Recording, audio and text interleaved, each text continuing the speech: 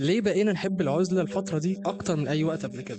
خلينا صراحة، إحنا جيل بنكلم بعض بريتويت وريلز أكتر ما بنتكلم بعض بالحقيقة. الموبايل بتاعنا ممكن يكون مليان ناس بس على أرض الواقع قليل. من أول أسباب الاعتماد المفرط على الإنترنت. يا عم إحنا بقينا نقضي أكتر وقت مع شاشة أكتر من أهلنا نفسهم. تفتح تيك توك وتقول 5 دقايق بس وهقف، وتلاقي نفسك بعد 3 ساعات بتتعلم الرقص الكوري.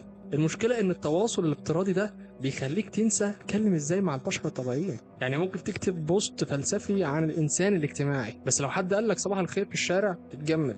السبب التاني هو القلق الاجتماعي اللي الانترنت نفسه بيزرعه فينا. انت مثلا بتتكلم اونلاين مع ناس شبهك وتمام التمام، بس اول ما تنزل حفله او اجتماع المخ بيبدا يقول لك اجري يا نجم قبل ما حد يبص لك. زي اللي بيتمرن في البيت على الجيم، بس اول ما يدخل الجيم الحقيقي بيقف قدام المرايه مش عارف يبدا منين. ممكن نقول السبب الثالث هو الخوف من احكام الناس علينا. بجد عصرنا ده كله نقد وتعليقات. تغلط غلطه بسيطه تلاقي الدنيا مولعه في الكومنتات. في واحد يقول لك طب وانا مالي، اقعد في البيت امن لي. بس للاسف كده بتخسر نفسك قبل ما تخسر الناس. طب احنا نتجنب موضوع العزله الاجتماعيه ده ازاي؟ حدد وقت في الانترنت مثلا ساعة في اليوم، والباقي خليه للعالم الحقيقي. اطلع اتمشى، سلم على جارك، قول له عامل ايه النهارده. دي خطوات صغيرة بس بتكسر الحاجز اللي بينك وبين الناس. اللي حابب اوضحه في الاخر ان العزلة مش قدر، هي عادة. زي ما انت اتعودت تبنيها تقدر كمان تهدها. ابدأ بخطوة بسيطة ممكن تكون بداية حياة فيها ناس حقيقيين، مش بفلتر